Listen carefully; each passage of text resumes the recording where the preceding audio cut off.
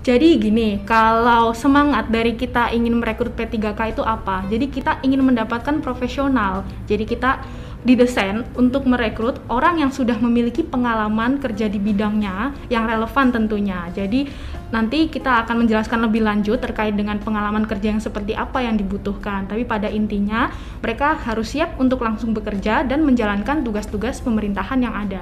Wow.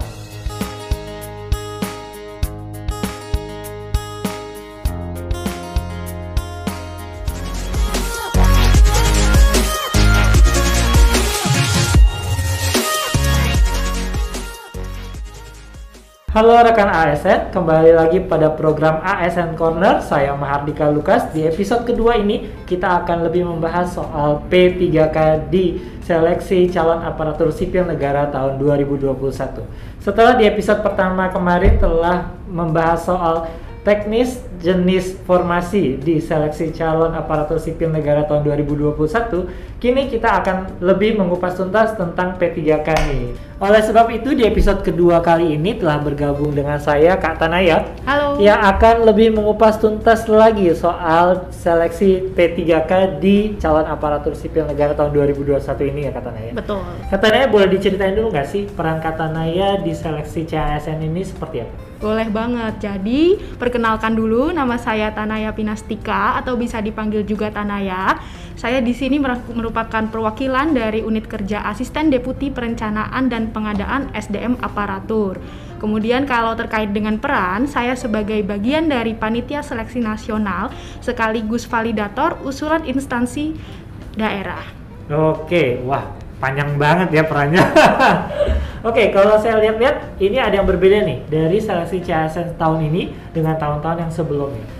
Tentunya yang paling menjadi highlight nih dan orang-orang pada pengen tahu banget itu soal P3K.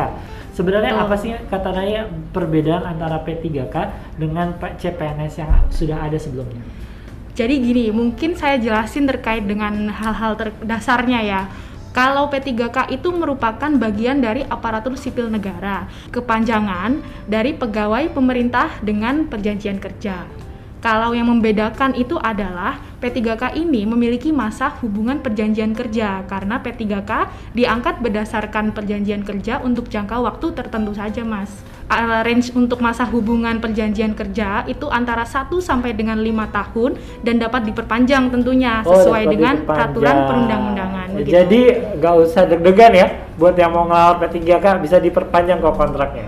Iya. Ini ada satu lagi pertanyaan yang paling sering ditanyakan oleh teman-teman rekan ASN yang ada di luar sana. Sebenarnya boleh nggak sih kalau kita fresh graduate itu bisa nggak kita mendaftar di lamaran P3K?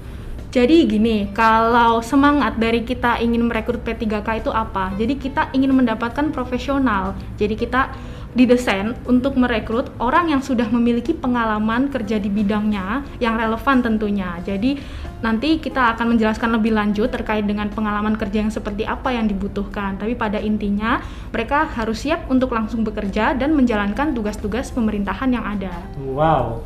Jadi sebenarnya tanggung jawabnya sama CPNS sama saja ya? Betul. Lalu apakah yang nanti lolos P3K itu punya NIP juga apa enggak sih kata Naya? Punya dong, jadi baik PNS maupun P3K sama-sama memiliki NIP, nomor induk pegawai yang teregistrasi oleh BKN. Jadi nggak ada perbedaan ya, semuanya dapat NIP, tenang aja. Nah ini juga nih salah satu pertanyaan yang sering banget teman-teman rekan-rekan ASN ini tanyain. Kak, syaratnya untuk mendaftar P3K itu apa saja ya? Oke, pada intinya sih persyaratan umumnya itu hampir sama dengan persyaratan-persyaratan yang harus dilengkapi untuk melamar CPNS. Tetapi memang akan ada perbedaan-perbedaan mendasar. Seperti yang pertama, dari segi usia nih Mas.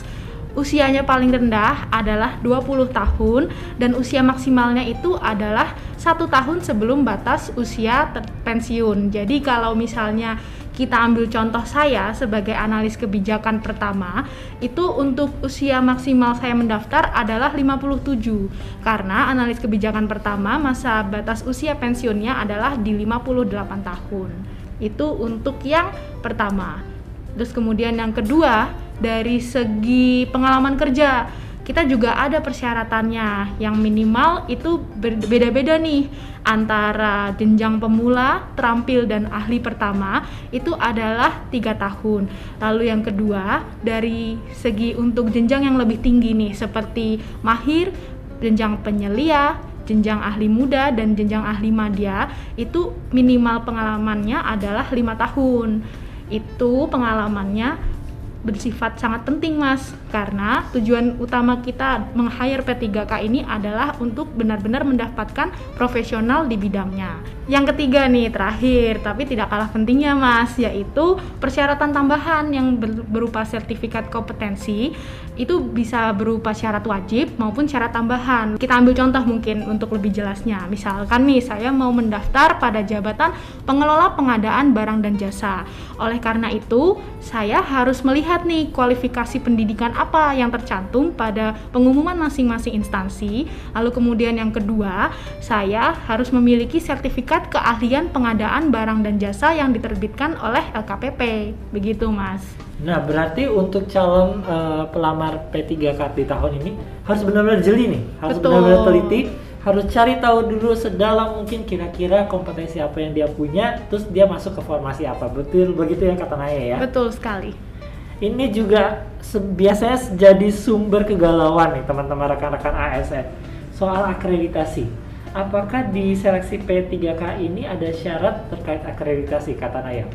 Kalau untuk akreditasi tidak ada, jadi persyaratan akreditasi itu hanya diberlakukan bagi seleksi CPNS saja. Kita akan lanjutkan lagi untuk pertanyaan-pertanyaan yang paling banyak ditanyakan sama teman-teman, rekan-rekan ASN. Ini adalah paling krusial menurut saya, karena mereka langsung bertanya soal seleksi dan materinya itu seperti apa kata Naya. Itu pertama kita mau nanya soal seleksinya dulu kata Naya. Materi seleksinya tuh seperti apa sih? Kalau kita tahu, kalau kita mau melamar CPNS itu kita ada seleksi kompetensi dasar dan seleksi kompetensi bidang. Betul. Apakah itu juga harus kita lalui kalau kita mau melamar sebagai P3K? Jadi kalau untuk materi seleksinya ya, pada intinya P3K ini kita punya 3 tahapan Mas Dika. Yang pertama adalah seleksi administrasi, lalu yang kedua bukan seleksi SKD dan SKB, tetapi namanya adalah seleksi kompetensi yang terbagi menjadi 3, yaitu ada seleksi kompetensi teknis, seleksi kompetensi manajerial, dan seleksi sosial kultural. Dan kemudian juga ada tes wawancara Mas Dika. Tetapi semua ini soalnya disusun oleh tim penyusun naskah seleksi di bawah koordinasi Panselnas dan juga instansi pembina. Lalu kemudian untuk tes wawancara itu juga digunakan untuk menilai integritas dan moralitas. Jadi tadi untuk tipe-tipe seleksinya, terus kemudian dari segi materinya, nih kita akan jelaskan secara spesifik ya, karena kayaknya ini pasti akan menjadi highlight yang dicari pada video. Betul banget nih. Gimana tuh Mbak materinya tadi ya, seperti tadi ya? Iya, jadi kalau satu persatu akan saya sebutkan terkait dengan seleksi kompetensi teknis, itu nanti materinya akan berkaitan dengan bidang teknis jabatan yang dilamar. Terus kemudian yang kedua, untuk seleksi kompetensi manajerial, ini ada seleksi terkait dengan integritas, kerjasama, kemampuan komunikasi, pelayanan publik, orientasi pada hasil, pengembangan diri dan orang lain, mengelola perubahan dan pengambilan keputusan. Untuk seleksi sosial kultural, itu materinya terkait dengan kepekaan terhadap perbedaan budaya, kemampuan berhubungan sosial, kepekaan terhadap konflik, dan juga empati tentunya. Selanjutnya kalau untuk yang tes wawancara, ini juga kita gunakan untuk menilai integritas dan moralitas tadi yang sudah saya sebutkan ya. Jadi semua ini menggunakan metode seleksi CAT BKN tentunya untuk menjaga transparansi dan akuntabilitas.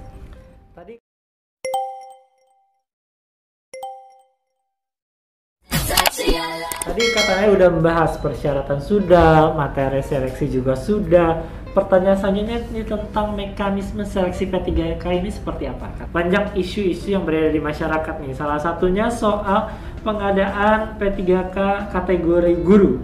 Kan di mana P3K itu ada 2 ya kata Naya. Ada yang kategori guru, ada yang kategori jabatan fungsional non guru. Benar nggak sih kalau kebutuhan Indonesia itu untuk jabatan P3K guru ini sampai dengan 1 juta formasi. Bagaimana kata Naya? Nah, itu tuh yang kayaknya perlu kita klarifikasi ya Mas ya. Jadi berbicara terkait kebutuhan, total 1 juta guru itu merupakan total potensi kebutuhan tenaga guru berdasarkan data Dapodik. Tetapi dari segi pengusulannya, semuanya dikembalikan lagi pada kewenangan masing-masing instansi daerah. Jadi totalnya itu yang masuk tidak sejumlah 1 juta. Jadi dari segi prosesnya, instansi daerah mengusulkan kepada Menpan, kemudian Kementerian Pan-RB melakukan validasi dan melakukan penetapan. Totalnya sampai dengan cut off 25 Juni ini hanya sekitar 522.486 formasi saja, begitu Mas. Kalau untuk mekanismenya tentu dibedakan dong antara P3K jabatan fungsional lain dengan P3K guru, begitu. Kalau untuk P3K guru sendiri itu ada 3 kali seleksi Mas, karena yang pertama orang-orangnya yang mendaftar itu akan dibedakan antara masing-masing seleksi, begitu. Nah, kemudian untuk proses-proses tahapan yang harus dilalui itu tentunya yang pertama, pelamar wajib membuat akun pada SSC ASN dan melengkapi persyaratan sesuai dengan kebutuhan. Itu untuk mandatory yang harus dilakukan di awal. Nah, kemudian yang kedua, kita udah memasuki nih proses seleksi administrasi sudah lewat, kemudian seleksi kompetensi. Nah, pada seleksi kompetensi ini kita hanya bisa diikuti oleh guru ex-THK 2 dan guru non ASN yang mengajar di sekolah negeri saja, begitu. Nah, untuk ketentuannya kita ambil contoh kasus saja ya. Misalkan saya di sini merupakan guru non ASN yang mengajar di sekolah negeri, sementara Mas Dika itu adalah guru ex-THK 2. Kita sama-sama bisa mendaftar nih di seleksi yang pertama. Nah, hanya saja kita harus melamar sesuai dengan unit penempatan tempat kita mengajar existing sekarang. Jadi saya ambil contoh nih, saya di sini mengajar sebagai guru bahasa Inggris pada sekolah X di Provinsi DKI Jakarta. Sementara Mas Dika itu merupakan guru nih, guru apa ya? Misalnya kita ambil contoh guru bahasa Indonesia, bisa kan? Itu di sekolah Y di Provinsi DKI Jakarta. Sama-sama di DKI jadi ya? Betul, ini hanya untuk satu instansi saja, jadi tidak diperbolehkan di seleksi pertama ini untuk pindah instansi. Jadi kita nanti pertama yang harus kita lakukan adalah kita cross check apakah kebutuhan itu ada di seleksi. Untuk yang pertama ini kita harus lihat apakah dari instansi juga itu memiliki kebutuhan jabatan guru bahasa Inggris pada sekolah X di Provinsi DKI. Sama halnya dengan Mas Dika, juga harus mengecek nih kalau kebutuhan guru bahasa Indonesia itu ada tidak di instansi sekolah Y di Provinsi DKI. Itu nanti setelah kita cross check, kalau memang ada, maka kita akan langsung mendaftar pada sekolah tersebut. Dan di seleksi pertama? Di seleksi pertama. Tapi saya tidak bisa mendaftar di sekolah X. Kalau kebutuhannya tidak ada, jadi kita harus cross check. Tadi untuk skenarionya kalau kebutuhannya ada, maka pelamar bisa langsung mendaftar. Tetapi kalau skenarionya ini ternyata kebutuhannya tidak ada, maka pelamar bisa mendaftar di sekolah lain. Tetapi untuk jenjangnya, untuk jabatannya harus sesuai dengan kompetensi yang dimiliki pelamar. Itu untuk yang seleksi pertama. Jadi tadi yang saya maksud dengan kualifikasi dan kompetensi itu adalah kualifikasi yang dimiliki sesuai dengan ijazah atau sertifikat pendidiknya, Mas. Begitu. Jadi nanti kita sudah melewati nih seleksi pertama. Ini juga harus jeli nih ya. Jadi kita harus rajin-rajin cari tahu kira-kira di unit kerja kita itu butuh nggak sih apa yang kita mau lamar sebagai P3K gitu. Betul. Khususnya P3K guru ini. Betul. Nah, kita udah lewat nih seleksi yang pertama. Kita lanjut di seleksi yang kedua. Saya ambilkan contoh bahwa saya di sini bisa lolos nih, tapi ternyata Mas Dika kurang beruntung, belum bisa lolos. Maka skenario yang dilakukan selanjutnya adalah saya bisa langsung melakukan pemberkasan NIP. Terus kemudian sedangkan Mas Dika di sini harus mengikuti seleksi selanjutnya apabila memang ingin mengikuti. Tetapi saingan Mas Dika akan bertambah lagi. Jadi kita nanti bicara di seleksi pertama itu kan ada guru XTHK 2 dan guru non ASN yang mengajar di sekolah negeri. Dua kelompok ya? Dua kelompok di seleksi pertama. Sedangkan di seleksi yang kedua itu akan bertambah lagi yang bisa mendaftar. Ada siapa lagi memang nih kata Naya? Ada dua yang entitas baru, yaitu guru swasta yang terdaftar dalam data Dapodik, lalu kemudian lulusan PPG yang belum mengajar tetapi sudah terdaftar dalam data Dapodik. Tambah banyak dong saingannya ya. Jadi 4 kategori. Iya betul, tetapi kan di sini dari segi kebutuhan juga akan semakin berkurang. Kita ambil contoh nih di Provinsi DKI itu akan membuka sekitar 13.000 maksud saya 13.000 kebutuhan. Dari seleksi pertama tentunya sudah akan ada yang lolos dong, dan kita harus memilih jabatan yang belum ada peserta yang lolos di seleksi kedua itu. Kita ambil contoh dari 13.000 itu sudah lolos sekitar mungkin separuhnya nih. Jadi nanti misalnya sudah lolosnya 6.000, berarti masih ada sekitar 7.000 kebutuhan yang bisa dilamar oleh peserta, begitu. Itu tadi kita berbicara terkait dengan tata cara melamarnya.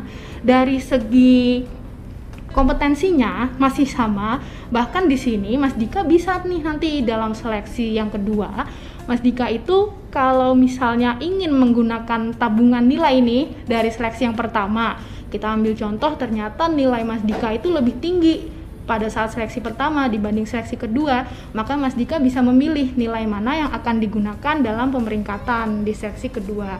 Tetapi ada syaratnya. Jadi Mas Dika harus memiliki kompetensi dengan jabatan dan unit satuan pendidikan yang dilamar itu sama. Jadi misalnya di seleksi pertama itu Mas Dika mendaftar pada jabatan guru bahasa Indonesia di SMA A. Lalu kemudian di seleksi yang kedua, maka Mas Dika juga harus mendaftar di jabatan guru bahasa Indonesia di sekolah lain tetapi masih dalam unit yang sama, satuan pendidikannya maksud saya. Jadi sama-sama SMA dan gitu. Sama-sama dengan mata pelajaran yang sama. Betul, sesuai dengan kualifikasi dan kompetensi sertifikasi pendidikan yang dimiliki Mas Dika. Saya lanjutkan untuk seleksi yang ketiga. Jadi pada intinya nih sama nih seperti seleksi yang kedua, tata caranya, siapa yang bisa mendaftar, mekanisme seleksinya sama. Tetapi di sini kita dibebaskan nih Mas untuk mendaftar semua di seluruh wilayah Indonesia. Jadi kalau Mas Dika mau mendaftar termasuk luar kota berarti? Boleh, misalnya Mas Dika mau mendaftar di Provinsi Banten atau Provinsi Riau, itu diperbolehkan selama masih ada jabatannya, masih ada kebutuhan jabatan dan kualifikasinya sesuai dengan kebutuhan yang diinginkan masing-masing instansi. Itu untuk yang P3K guru ya. Sedangkan kita sekarang berbicara terkait dengan P3K untuk jabatan fungsional lain di luar guru gitu. Kalau untuk tahapannya itu hampir sama antara pelamaran, terus kemudian melengkapi dokumen persyaratan, tetapi seleksinya hanya sekali saja. Jadi pelamar setelah seleksi administrasi akan melaksanakan seleksi kompetensi, lalu kemudian dan seleksi wawancara, pengumuman hasil seleksi, langsung tuh setelah itu kalau lolos ya, langsung diangkat menjadi P3K. Wow, ini yang paling ditunggu-tunggu tuh, diangkat menjadi P3K. Kebetulan ini kita sudah ngumpulin nih, banyak banget pertanyaan dari netizen Indonesia yang punya ketertarikan banget soal topik P3K ini kata Naya. Waduh. Kata Naya bantuin jawab ya. Siap. Yang pertama itu dari akun Instagram Yuda Priambodo 4. Nah, halo Mas Yuda. Kalau P3K yang udah habis masa kontraknya wajib ikutan tes lagi atau hanya tinggal perpanjang kontrak tanpa tes? Oke. Jadi ada beberapa hal yang perlu kita informasikan dan sifatnya klarifikasi ya. Jadi di sini pada intinya P3K itu kan direkrut pada jangka waktu tertentu sesuai dengan masa hubungan kerjanya yang ditentukan oleh instansi pemerintah. Begitu. Kalau sudah habis, tentunya bisa diperpanjang kembali kalau memang ada kebutuhannya ke depannya seperti apa di perencanaan kebutuhan SDM-nya masing-masing instansi pemerintah itu sendiri. Tetapi kita perlu mempertimbangkan juga nih Mas beberapa faktor. Seperti yang pertama, itu penilaian kinerjanya. Apakah P3K itu berkinerja dengan baik atau tidak. Lalu kemudian yang kedua itu adalah kesesuaian antara kompetensi dan kualifikasinya di kebutuhan jabatan di selanjutnya. Jadi dikembalikan lagi kepada instansi kerja masing-masing. Betul. Begitu ya kata Naya ya? Iya. Lalu ini juga menarik nih, dari Anggita underscore Sabila. P3K ada masa percobaan kayak CPNS-nya nih Mimin katanya. Kalau masa percobaan itu nggak ada. Jadi setelah pelamar ditetapkan lulus seleksi P3K, yang bersangkutan bisa langsung melaksanakan tanda tangan perjanjian kerja dengan instansi pemerintah itu sendiri. Ya, jadi kalau CPNS nih kita kan mengenalnya dengan masa prohibition selama 1 tahun. Nah, seleksi kalau di ini tidak ada di P3K. Di P3K nggak ada. Ya. Oke. Ini kayaknya masnya ini sangat sudah visioner nih, kata Naya. Oke. Dia nanya dari akun Instagram Gawean Solo. Bagaimana kalau saya sudah lolos seleksi P3K? Tapi batas usia pensiun saya kurang dari masa hubungan kerja yang ditentukan oleh instansi pemerintah. Waduh, ini sepertinya agak kompleks ya permasalahannya. Tapi nggak apa-apa, masih bisa. Dia sudah lolos, tapi batas usia pensiunnya kurang dari masa hubungan kerja. Gimana tuh? Jadi katanya, kita nanti akan menghitung berdasarkan selisih. Kalau misalnya kita melihat sebuah instansi pemerintah itu membuka jangka masa hubungan kerjanya selama 5 tahun. Sementara yang bersangkutan itu nanti pensiun 2 tahun lagi. Berarti kita melihat selisihnya. Jadi masa kontrak pekerjaannya nanti hanya selama 2 tahun itu saja. Jadi akan disesuaikan. Betul. Ya, dengan umur pensiunnya. Pertanyaan terakhir dari Twitter Kempan RB yang bertanya dari akun Melanie Arsy. Oke. Dia bertanya soal masa sanggah. Masa sanggah apakah berlaku juga untuk P3K? Tentunya ya. Jadi itu sudah diatur juga dalam Peraturan Menteri Pan-RB nomor 29. Masa sanggah ini ada 2, Mas Dika. Setelah seleksi administrasi dan setelah pengumuman hasil akhir seleksinya. Jadi tetap ada masa sanggah ya? Yes. Oke kata Naya, terima kasih banyak nih udah meluangkan waktunya sharing bincang-bincang khususnya buat topik seleksi P3K ini.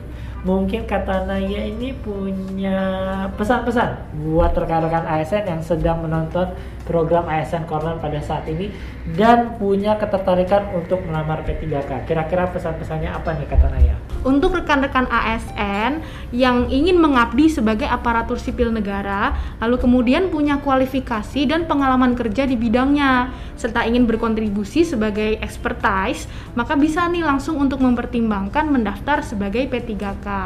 Terus kemudian pesan yang kedua, ada 2 pesan ya? Iya dong, jadi kita nih tidak henti-hentinya mengingatkan bagi semua pelamar, baik pelamar untuk calon ASN di PNS maupun P3K, itu semua kita lakukan secara transparan. Jadi jangan pernah percaya sama calo ya. Oh iya ya, itu banyak banget tuh ya calo-calo yang mengiming-imingi calon pelamar CASN itu untuk bisa lolos jadi ASN. Betul sekali.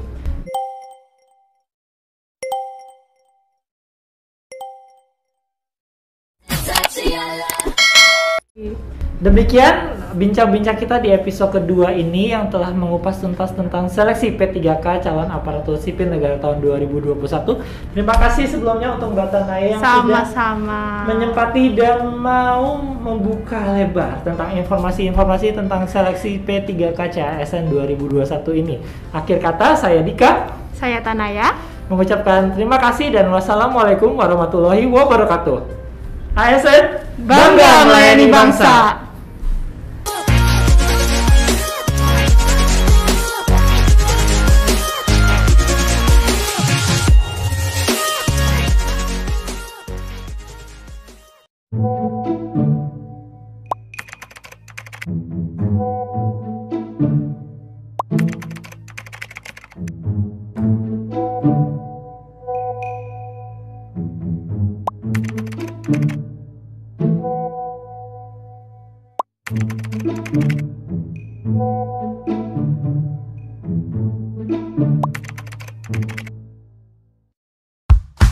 Masih percaya sama modul modus yang begini?